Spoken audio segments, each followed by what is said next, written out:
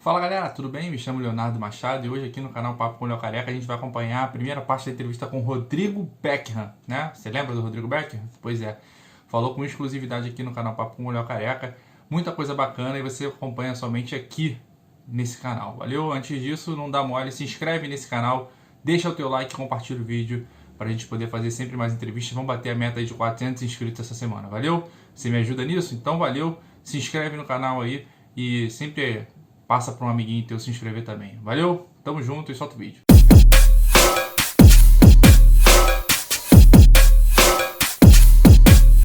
Quero começar falando contigo. Você começou, né, fazendo um sucesso muito grande no Gama. E ali eu já vi algumas entrevistas suas você falando que você teve várias oportunidades de ir para outros times. E na época você acabou escolhendo o Botafogo, que era um time que na época estava em crise financeira, não tinha uma grande credibilidade no mercado em relação a isso. Queria saber de você se você tinha oportunidades melhores e por que a escolha pelo Botafogo, Rodrigo.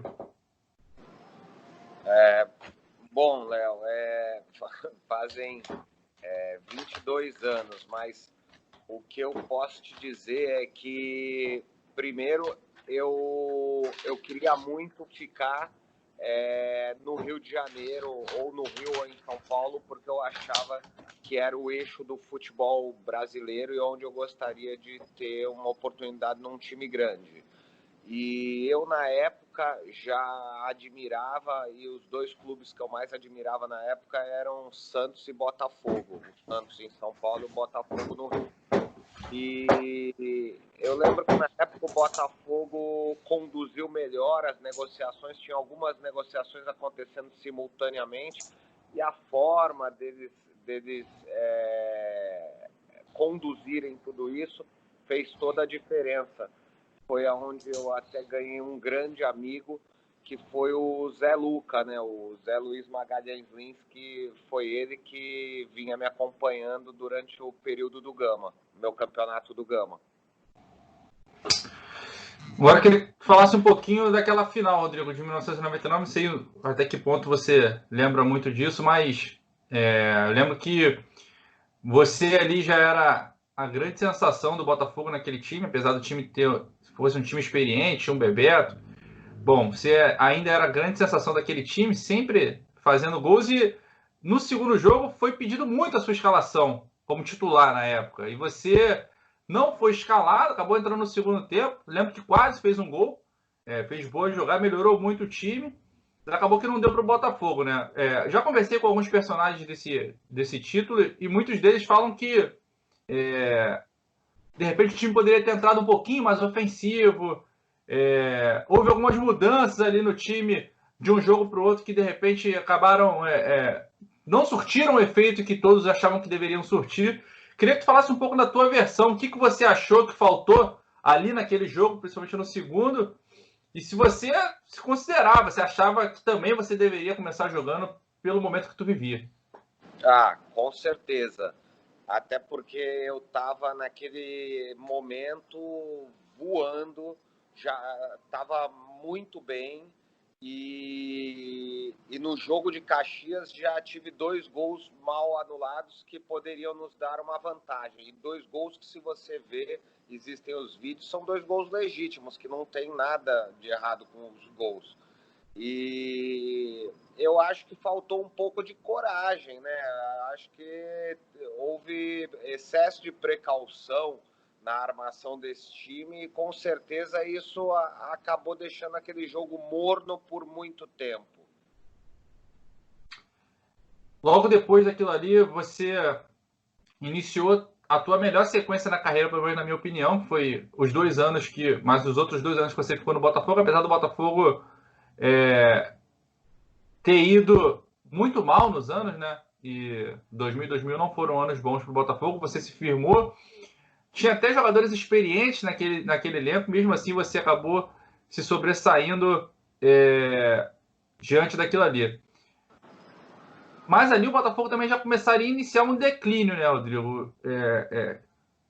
A partir dali o Botafogo começou a cair muito de produção e, consequentemente, 2 anos depois, acabou sendo rebaixado. Queria saber o que, na sua opinião, assim, aconteceu para esse declínio do Botafogo. Você acompanhou, você ficou 3 anos no Botafogo, 99, 2000, 2001, e você pôde acompanhar um pouco do que era o Botafogo e do caminho que ele estava seguindo. Queria saber, na sua opinião, o que acabou acontecendo para o Botafogo acabar declinando dessa forma naquela época. Eu acho que um dos fatores foi que o Botafogo tinha um time de jogadores especiais, mas com uma idade já avançada. E o Botafogo, naquela época, era um clube difícil de trazer jogadores jovens, né, para repor peças. O Botafogo apostava em alguns destaques do campeonato regional, alguns destaques do cenário nacional e tentava algumas contratações.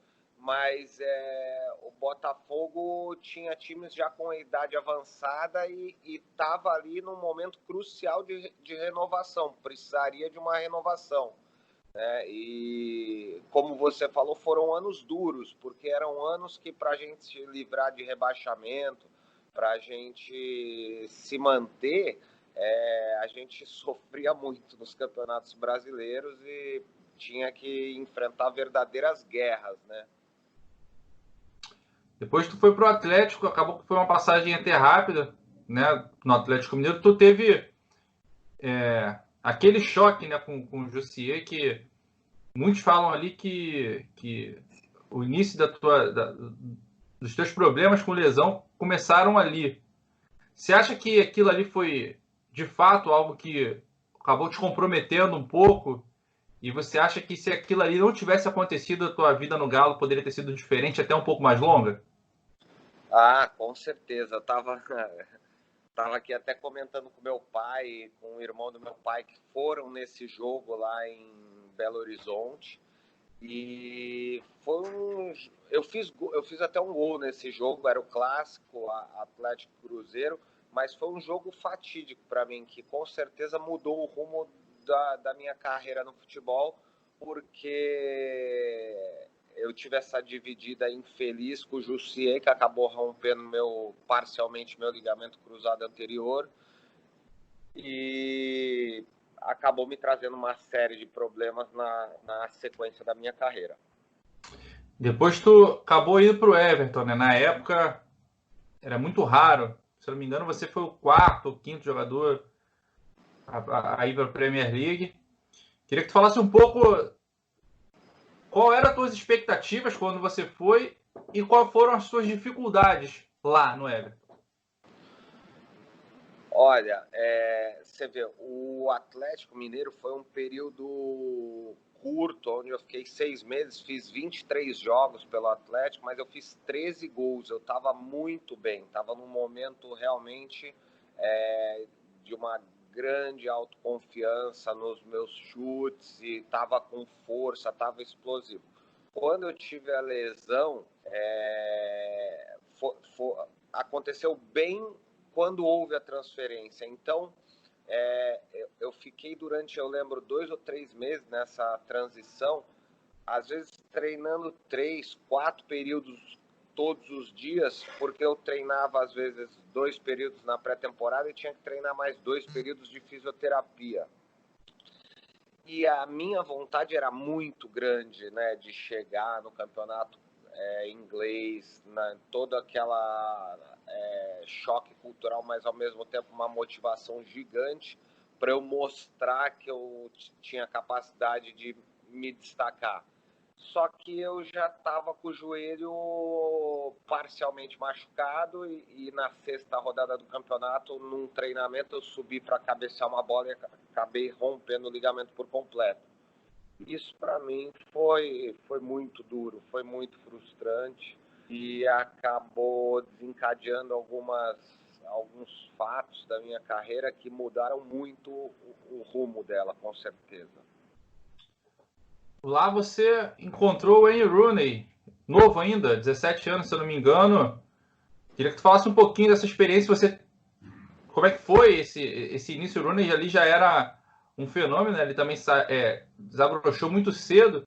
Vocês tiveram um contato? chegaram a trocar ideia, conversaram? Fala como é que foi a tua experiência um pouco com ele. O Rooney, como você falou, ele realmente já era uma estrela. Ele tinha 17 anos, mas você via na personalidade dele, você via na postura dele, ele era muito agressivo. Ele era um jogador que dominava para agredir em direção ao gol, finalizava com muita força e qualidade. E foi bacana acompanhar o começo da carreira dele. Depois, Rodrigo, você acabou indo para o Corinthians. Na época, o Corinthians estava começando a montar um super time, né? Começando a montar uma máquina. Conta como é que foi a sua ida para o Corinthians, suas expectativas lá, o que para você acabou não dando certo. Olha, o Corinthians para mim foi muito duro, porque eu acabei tomando essa decisão de voltar da Inglaterra para o Brasil. Eu tinha a proposta do Flamengo, que acabou não se concretizando, e acabei acertando com o Corinthians, mas eu descobri durante esse meu ano no Corinthians que o meu joelho não estava legal. Então eu várias vezes tive lesões repetidas de desequilíbrio muscular por causa da falta de amplitude de movimento no meu joelho. E cheguei a ter até paralisia de Bell por estresse, por não conseguir render. Então foi um ano muito duro para mim. Foi um ano de reformulação no Corinthians, foi um ano que eu tive a oportunidade de trabalhar meio do ano com o Tite, que era um grande treinador, que eu aprendi muito, que era uma pessoa que conseguiu tirar o necessário do Corinthians para livrar do rebaixamento, que também acabou sendo um ano duro para o Corinthians esse ano, mas um ano que antecedeu uma grande transformação, onde o Corinthians montou um super time. Logo depois, você acabou indo para o Vasco. Vasco, ali no Vasco, muito já é se falado, né? Você acabou se lesionando no Corinthians. Mas antes de eu ir para o Vasco, eu fui para o Atlético Paranaense.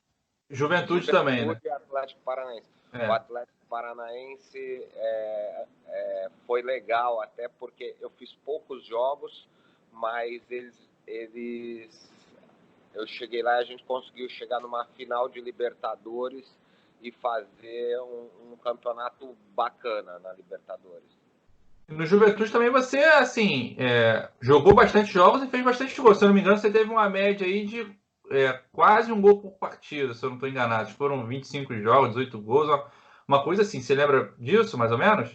Eu não lembro os números, mas eu lembro que fiz alguns gols no Juventude, mas acabei tendo um problema com um treinador, com o Ivo Wortmann na época. Por isso que eu acabei saindo do Juventude e indo para o Atlético Paranaense. Então, aí depois você acabou indo para o Vasco e ali você já estava, assim, mais em alta, parecia mais confiante também em relação até os problemas de lesão que você acabou tendo anteriormente na carreira. Conta um pouquinho da sua passagem lá, como você avaliou, por que você acha que acabou, você saiu depois? Foi... Muita gente acho que nem sabe, mas o Vasco tinha tudo para ser um grande momento da minha carreira, porque eu estava bem treinado, estava num momento bom, só que eu acabei tendo uma notícia muito dura, que a minha ex-mulher tinha adquirido câncer de intestino e ela, jovem, com 25 anos, foi uma notícia muito dura que acabou fazendo eu pedir dispensa do Vasco, rescindindo meu contrato e voltando para casa dos meus pais para poder dar um apoio a ela e ajudar ela a passar por esse processo do tratamento dela. Ali no Vasco, em algum momento passou pela tua cabeça que de repente poderia ser a tua última chance em um time de maior expressão, Rodrigo? Isso chegou a ocorrer contigo? Tu teve oportunidades em vários times grandes do Brasil, né? Sim, sim. Eu, ao todo, joguei em 14 clubes, entre clubes grandes, médios e...